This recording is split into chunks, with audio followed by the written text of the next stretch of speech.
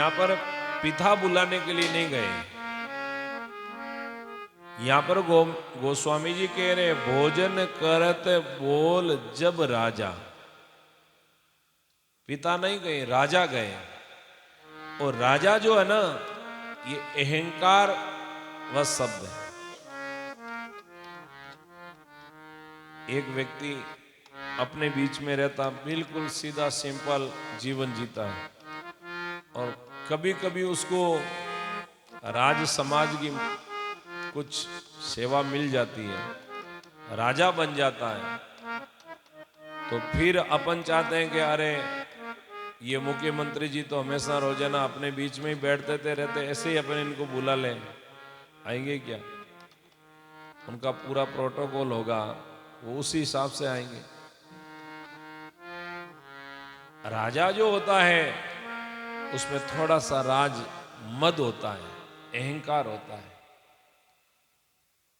यदि आज दशरथ जी अपना मुकुट उतार कर पिता बनकर जाते, नहीं राजा गए बुलाने के लिए, और राम जी कहते नहीं, जहां अहंकार होता है वहां मैं नहीं होता।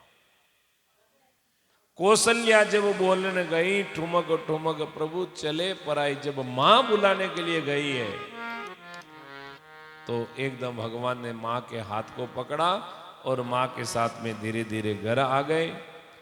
गोस्वामी जी कह रहे निगम नेति शिव अंत न पावा, ताहे धरे जननी हटित आवा। जिस भगवान का पाव वेदों ने नहीं पाया, शिव जी ने पार नहीं पाया, मां सरस्वती ने जिनका पार नहीं पाया, आज वही परमात्मा अपनी मैया का हाथ पकड़कर कभी कभी हट भी करते हैं। अरे मैया मैं थोड़ा सा खेल के आ जाऊं, अरे मैं मेरे सखाओं को नहीं छोड़ सकता हूं, फिर भी मैया जबरदस्ती लेके आती है।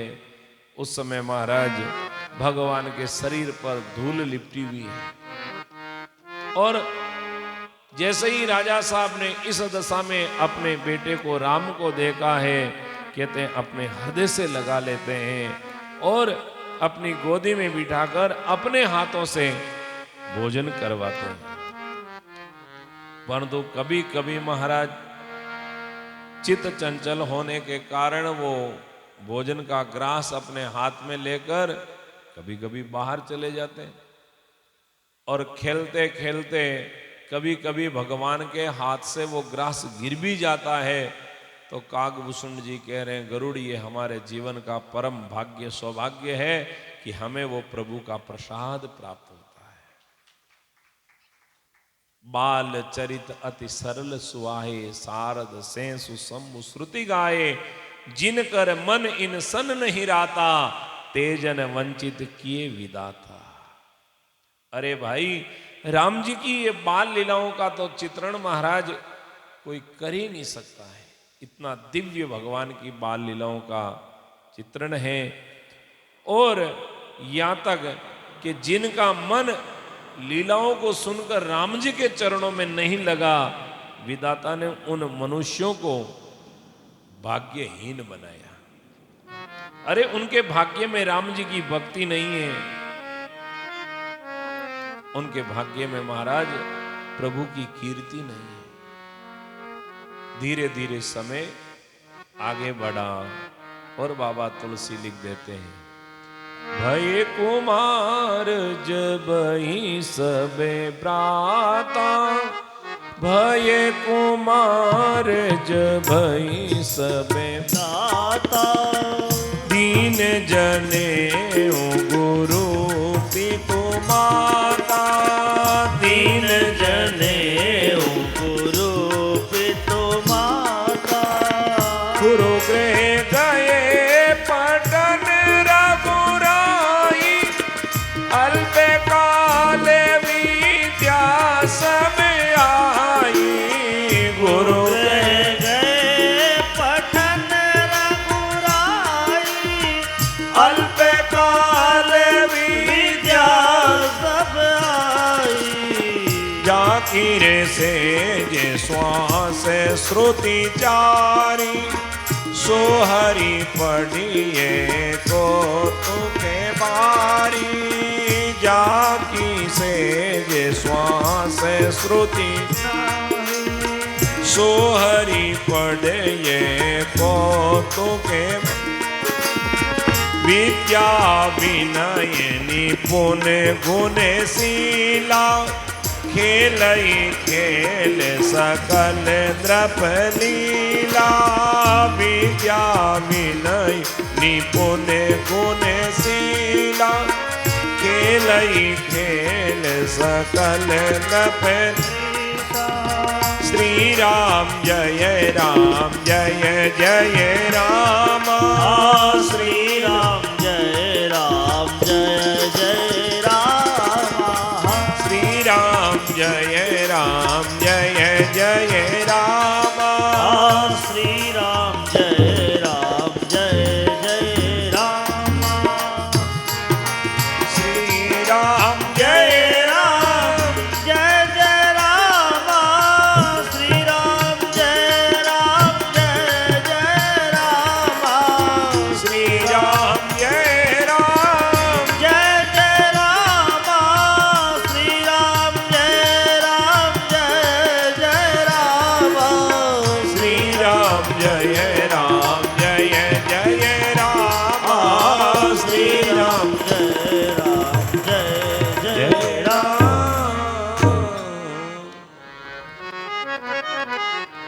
भय कुमार जब ही सब भ्राता दीन जनेऊ गुरु पितु माता।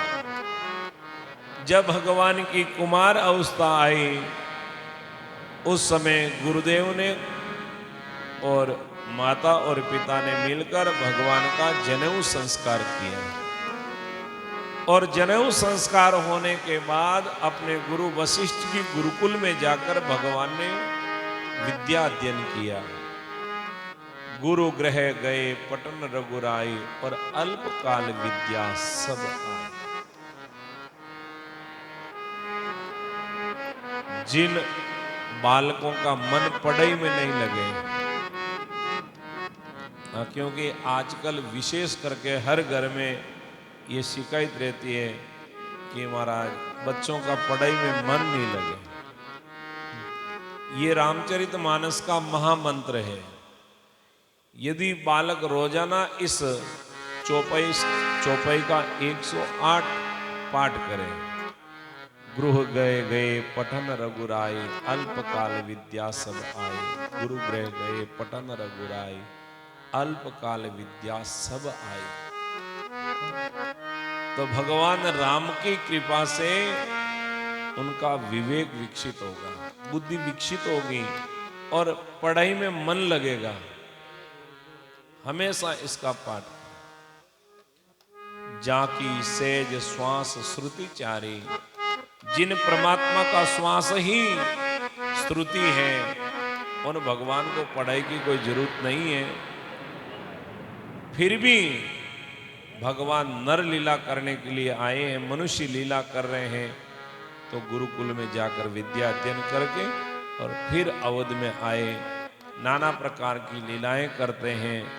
भगवान सुबह उड़ते ही सबसे पहले अपने माता पिता के चरणों में वंदन प्रणाम करते। देखो ये हैं पढ़ाई के संस्कार।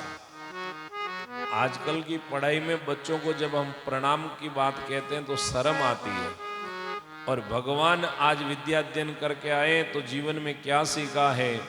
प्रातः काल उठी के रघुनाथा और मातु पिता गुरु नावई माता।